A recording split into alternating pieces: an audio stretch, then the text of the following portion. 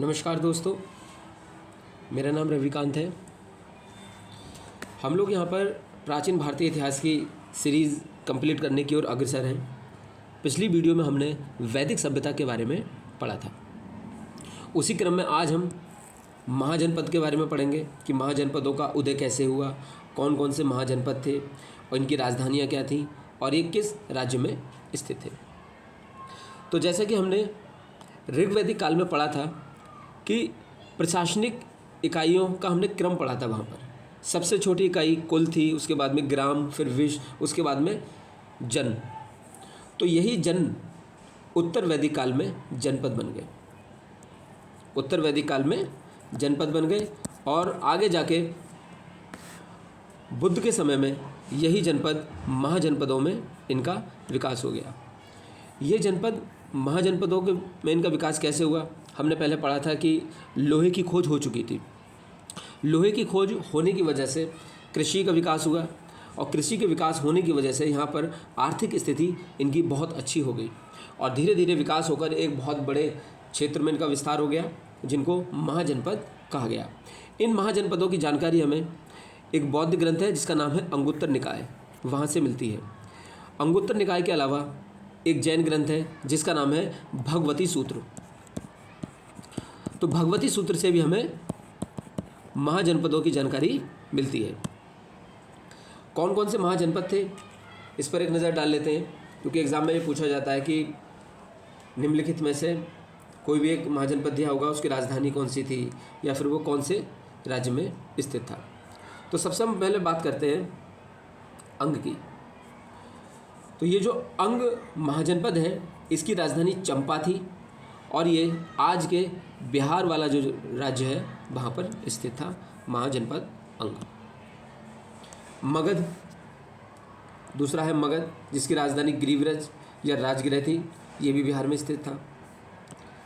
तीसरा है काशी, जिसकी राजधानी वाराणसी थी और ये उत्तर प्रदेश, जैसे कि हमें पता है वाराणसी कहाँ पर, उत्तर प्रदेश में, तो उत्तर प्रदेश में स्थित है। चौथा है वत्स, जिसकी राजधानी कौशाम्बी थी और ये इलाहाबाद के आसपास वाले एरिया में था। नेक्स्ट है बज्जी, जिसकी राजधानी वैशाली, विदेह या मिथिला थी, ये भी बिहार के आसपास वाले क्षेत्र में स्थित था। नेक्स्ट है कौशल की राजधानी श्रावस्ती थी और ये उत्तर प्रदेश के फैज़ाबाद, गोंडा, बहराइच वाला जो एरिया है वहाँ पर स्थित था। नेक्स्ट है अवंती, जिसकी राजधानी उज्जैन, माहिष्मती थी और ये मध्य प्रदेश में स्थित था। नेक्स्ट है मल्ल, जिसकी राजधानी कुशावती थी, ये उत्तर प्रदेश में था। देवरिया, बस्ती और गोरखपुर वाला जो क्षेत्र उत्तर प्रदेश का, वहाँ पर स्थित था। नेक्स्ट है पांचाल, जिसकी राजधानी अहिच्छत्र या कामपल्ले थी और ये बरेली, बदायूं, जो फरुखाबाद वाला जो एरिया है उत्तर प्रदेश में, वहाँ पर स्थित था। नेक्स्ट है चेदी, जिसकी राजधानी शक्तिमती थी और यह उत्तर प्रदेश का जो बुंदेलखंड वाला क्षेत्र है वहाँ पर स्थित था। नेक्स्ट है कुरु, जिसकी राजधानी इंद्रप्रस्थ थी, ये दिल्ली, मेरठ और हरियाणा के आसपास वाले क्षेत्र में स्थित था। नेक्स्ट है मत्स्य, जिसकी राजधानी विराटनगर थी और ये राजस्थान में स्थित था। फिर है कंबोज, हाटक, इसकी राजधानी थी और ये राजौरी और हजारा क्षेत्र, जो कि आज जहाँ पर पाकिस्तान और अफ़गानिस्तान वाला एरिया है, अगर हम इसको इस तरह से देखें मैप में, यूँ इस तरह से देखें तो ये वाला जो एरिया था यहाँ पर स्थित था कंबोज, जिसकी राजधानी थी हाटक। फिर है सूरसेन, जिसकी राजधानी मथुरा में स्थित उत्तर प्रदेश में। और नेक्स्ट है अशमक, जिसकी राजधानी पोटली या पोतन कहलाती है, जो कि गोदावरी नदी क्षेत्र के आसपास था और ये दक्षिण भारत का एकमात्र महाजनपद था। फिर है गांधार, तक्षशिला इसकी राजधानी थी, रावलपिंडी और पेशावर पाकिस्तान वाले क्षेत्र में स्थित था। इन 16 महाजनपदों में से 8 महाजनपद उत्तर प्रदेश में स्थित थे। कौन कौन से? 8 महाजनपद। अब नेक्स्ट शुरू करते हैं हम जैन धर्म। देखिए, जैन धर्म के संस्थापक या जो इनके प्रथम तीर्थंकर थे, उनका नाम था ऋषभदेव। ठीक, ऋषभदेव के बाद और भी बहुत सारे तीर्थंकर यहाँ पर हुए, वो ज़्यादा इंपॉर्टेंट नहीं है एग्ज़ाम के पॉइंट ऑफ व्यू से। हम देखेंगे महावीर से पहले जो 23वें तीर्थंकर थे उनका नाम था पार्श्वनाथ। काशी में एक वंश था जिसका नाम था इक्ष्वाकु वंश। यहाँ पे एक राजा थे अश्वसेन, ये उनके पुत्र थे। अश्वसेन के पुत्र थे पार्श्वनाथ। इन्होंने 30 वर्ष की अवस्था में संन्यास को स्वीकार किया और इन्होंने बहुत सारी शिक्षाएं दी, जैसे कि हिंसा न करना, सदा सत्य बोलना, चोरी न करना और संपत्ति न रखना। इस तरह की शिक्षाएं पार्श्वनाथ के द्वारा दी गई। इनके बाद महावीर स्वामी आते हैं। ये महावीर स्वामी जैन धर्म के 24वें और अंतिम तीर्थंकर हुए। इनका जन्म 540 ईसा पूर्व में कुंडग्राम वैशाली में हुआ था। इनके पिता का नाम था सिद्धार्थ और ये ज्ञात्रक कुल के सरदार थे। सिद्धार्थ थे इनके पिता। इनकी माता का नाम त्रिशला था, जो कि लिच्छवी वंश से संबंधित थी। लिच्छवी के एक राजा थे जिनका नाम था चेटक, उनकी बहन थी ये। महावीर की पत्नी का नाम यशोदा था और इनकी पुत्री का नाम था अनुजा प्रियदर्शनी।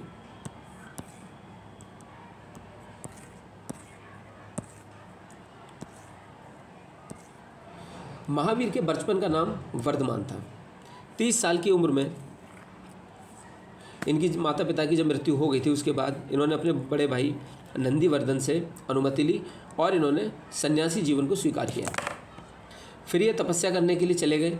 12 वर्षों तक इन्होंने कठिन तपस्या की। फिर उसके बाद जृंबिक के पास में ऋजुपालिका नदी के तट पर साल के वृक्ष के नीचे ये तपस्या कर रहे थे और 12 वर्ष तक तपस्या करने के बाद में इनको ज्ञान प्राप्त हुआ। जब इनको ज्ञान प्राप्त हुआ उसके बाद ये जिन कहलाए। जिन का अर्थ होता है विजेता। अरहत कहलाए। अरहत का अर्थ होता है पूज्य। और निर्ग्रंथ कहलाए। निर्ग्रंथ मतलब बंधनहीन कहलाए। महावीर ने अपने ज़्यादातर उपदेश प्राकृत भाषा में दिए हैं। महावीर के अनुयायियों को निर्ग्रंथ कहा जाता है। महावीर के जो पहले अनुयायी थे जिन्होंने इनको फॉलो किया वो इनके दामाद थे जिनका नाम था जामिल। ये जमाली भी लिखा मिलता है कहीं पर, तो जामिल इनके पहले अनुयायी और दामाद थे इनके। पहली जैन भिक्षुणी एक राजा थे दधिवाहन, उनकी बेटी थी चंपा, तो वो पहली जैन भिक्षुणी थी। महावीर ने अपने शिष्यों को 11 समूहों में, कह सकते हैं कि 11 गणधरों में विभाजित किया था और उन सारे गणधरों में आर्य सुधर्मा अकेला ऐसा गंधर्व था जो महावीर की मृत्यु के बाद भी जीवित रहा था और यही जैन धर्म का मुख्य उपदेशक भी हुआ बाद में। स्वामी महावीर के जो भिक्षुणी संघ था उसकी प्रधान थी चंदना। जो महिलाओं से संबंधित भिक्षुणी संघ था उसकी जो प्रधान थी वो चंदना थी। अलग अलग जैन तीर्थंकर के अलग अलग कुछ प्रतीक चिन्ह भी माने जाते हैं। इसमें सारे इंपॉर्टेंट नहीं है, कुछ को देख सकते हैं हम, जैसे कि ऋषभदेव जो पहले थे, इनका प्रतीक चिन्ह है सांड। महावीर जो कि अंतिम हुए इनका प्रतीक चिन्ह है सिंह और 23वें जो पार्श्वनाथ थे इनका प्रतीक चिन्ह था सर्प। 2 जैन तीर्थंकर ऐसे हुए हैं जिनका उल्लेख ऋग्वेद में मिलता है। उनके नाम है ऋषभदेव और अरिष्टनेमि। अरिष्टनेमि को भगवान कृष्ण का निकट संबंधी भी माना जाता है। 300 ईसा पूर्व में मगध में एक बहुत ही भीषण अकाल पड़ा। लगभग 12 साल का अकाल पड़ा। उस समय क्या हुआ, भद्रबाहु उस जगह को छोड़कर कर्नाटक चले गए, जबकि स्थूलभद्र मगध में ही रुके रहे।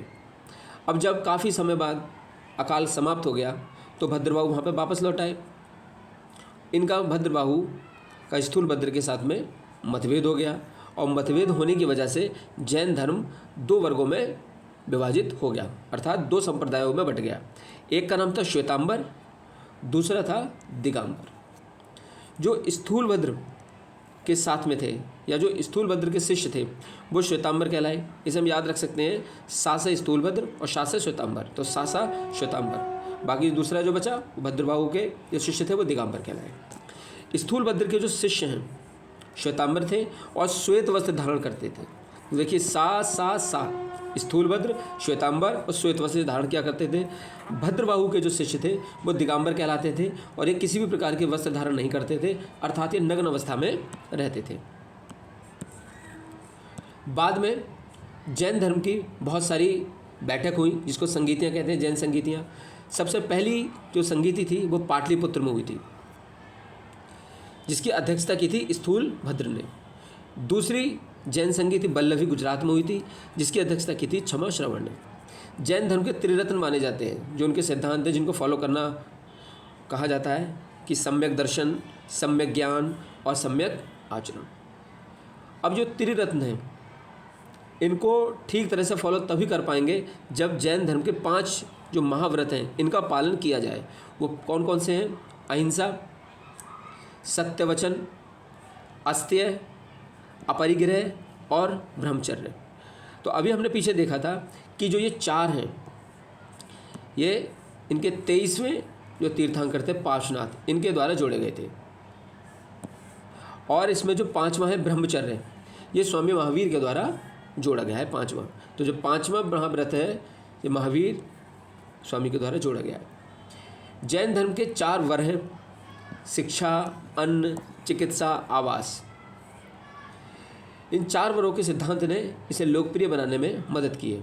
जैन धर्म की एक विशेषता यह है कि ये ईश्वर को नहीं मानते। जैन धर्म में ईश्वर की किसी प्रकार की मान्यता नहीं है, लेकिन जैन धर्म में आत्मा को माना जाता है। महावीर पुनर्जन्म और कर्मवाद इसमें भी विश्वास करते हैं। जैन धर्म का एक वर्ग है सप्तभंगी ज्ञान। इसके अन्य नाम स्यादवाद और अनेकांतवाद भी हैं। जैन धर्म को जो आध्यात्मिक विचार हैं वो इनको सांख्य दर्शन से मिलते हैं। अभी पीछे हमने पढ़ा था कि सांख्य दर्शन सबसे प्राचीन दर्शन है, जिसमें 25 तत्वों का उल्लेख किया गया, जिनमें सबसे जो मुख्य प्राचीन है वो प्रकृति है। जैन धर्म को मानने वाले कुछ राजा थे, जैसे कि उदयन, वंदराजा, चंद्रगुप्त मौर्य, कलिंग नरेश खारवेल, राष्ट्रकूट राजा अमोघ वर्ष और चंदेल शासक। ये जैन धर्म को मानते थे। मैसूर के में एक वंश था जिसका नाम था गंग वंश।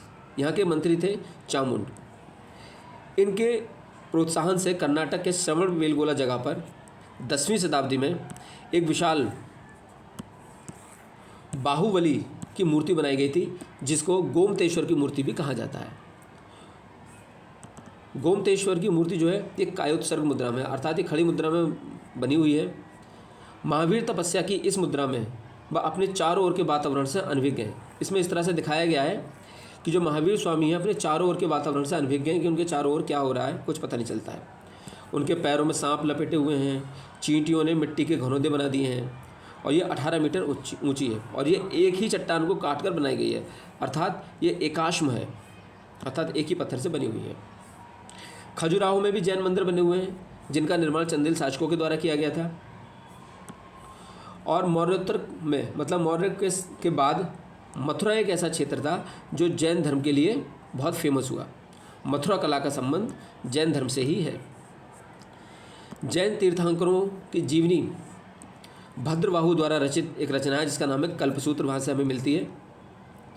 72 वर्ष की आयु में महावीर की मृत्यु हो गई थी 468 ईसा पूर्व में। 540 ईसा पूर्व में इनका जन्म हुआ था और 468 ईसा पूर्व में इनकी मृत्यु हो गई थी बिहार राज्य के पावापुरी में, जिसको राजगीर भी कहा जाता है, वहाँ पे इनकी मृत्यु हो गई थी।